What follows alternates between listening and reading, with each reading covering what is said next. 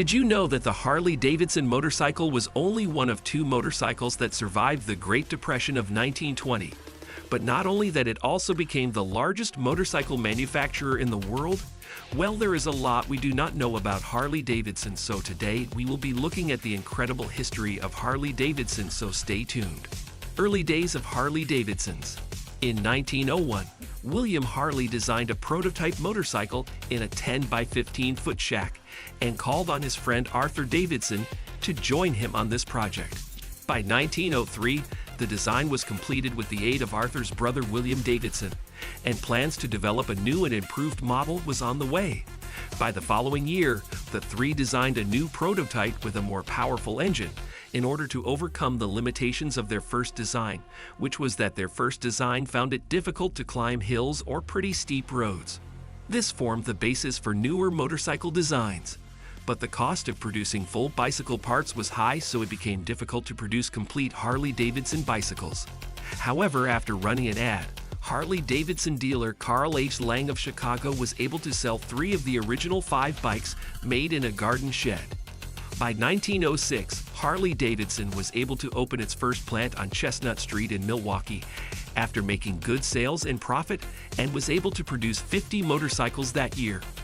By this time, another brother of Arthur, Walter Davidson, had joined the cause, and by the end of 1907, the company had produced roughly 150 motorcycles thanks to their expanded facilities. William Davidson left his job to focus on the booming Harley-Davidson project, and it paid off, as by 1913, Harley-Davidson had produced over 16,000 motorcycles and would go on to dominate races. Motorcycles with the Harley-Davidson logo was Harley-Davidson's first commercially viable V-twin engine. The 7D laid the groundwork for a widely adopted design philosophy.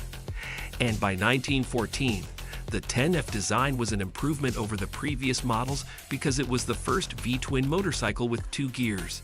In addition, this model had a step starter like the current Kickstarter. With this, Harley-Davidson was able to keep up with the growing competition. The unexpected boom. Business had been going well for Harley-Davidson, and they had entered some sort of partnership with the police department, who turned out to be one of their biggest users.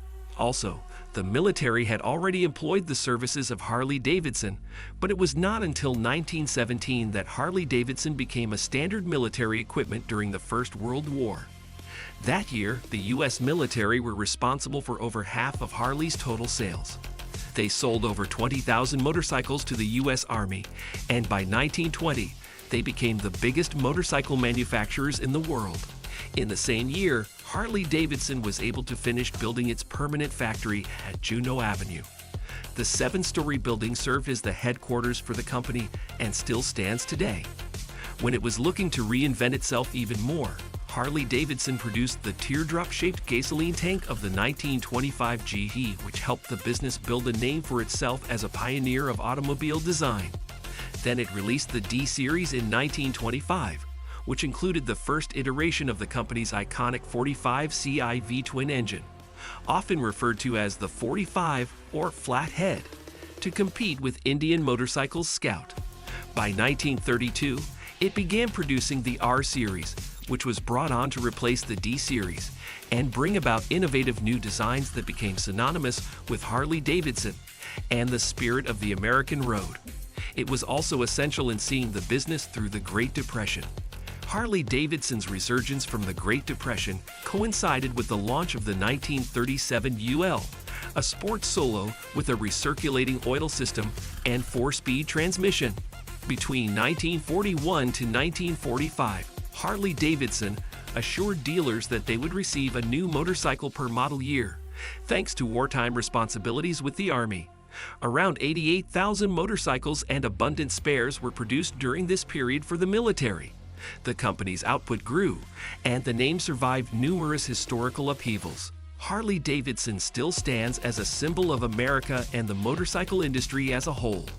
By 1950, Harley-Davidson wanted to produce lighter motorcycle than some of its earlier models, so as to give its riders flexibility. So it released the 1952 K model with the idea of a race bike. And by 1957, when it had made a name for itself, it designed the Sportster XL. The Sportster was released to increase motorcycle distribution nationwide.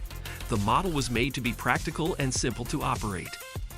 In the coming years, technology was improving at a fast pace, and Harley-Davidson wanted to keep up with the competition, so by 1961, it designed a beginner-friendly motorbike powered by a two-stroke air-cooled engine. Its panhead engine was the last in the 1965 FL Electra Glide.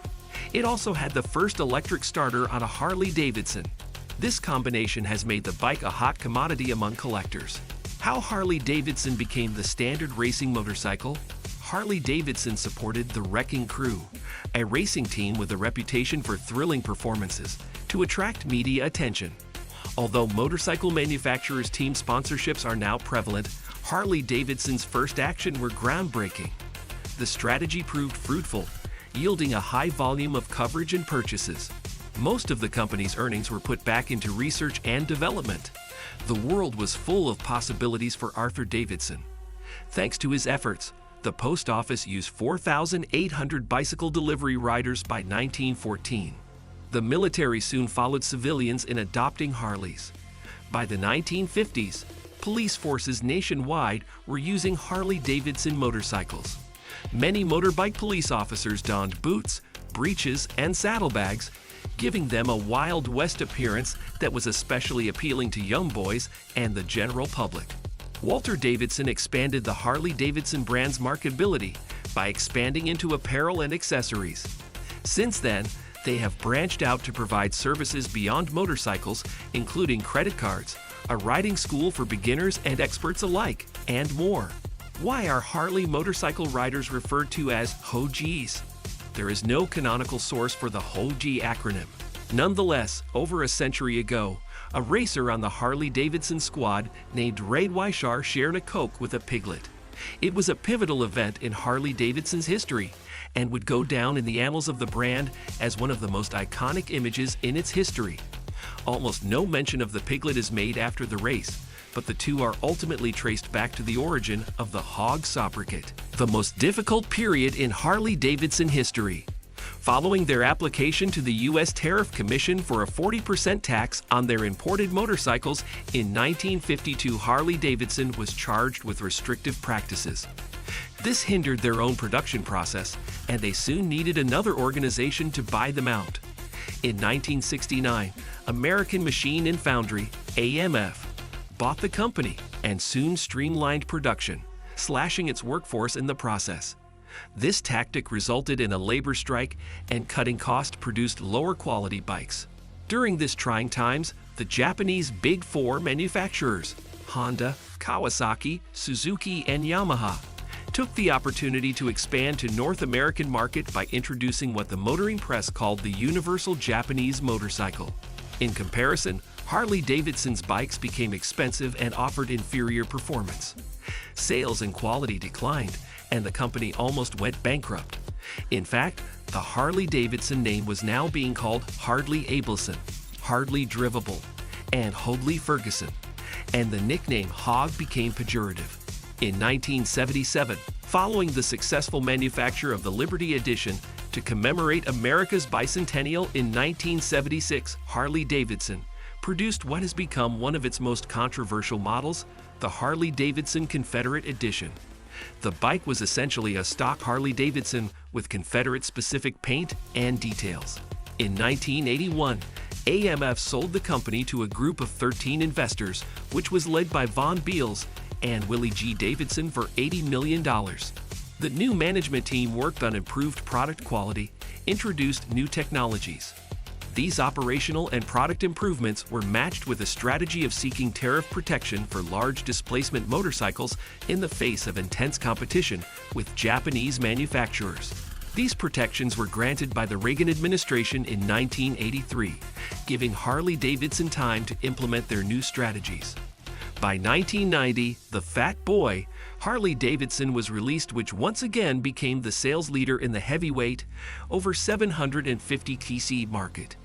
At the time of the Fat Boy model introduction, a false origin spread that Fat Boy was a combination of the names of the atomic bombs Fat Man and Little Boy.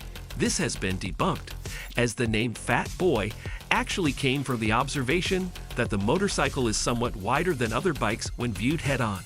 1993 and 1994 saw the replacement of FXR models with the Dyna FXD, which became the sole rubber mount FX big twin frame in 1994.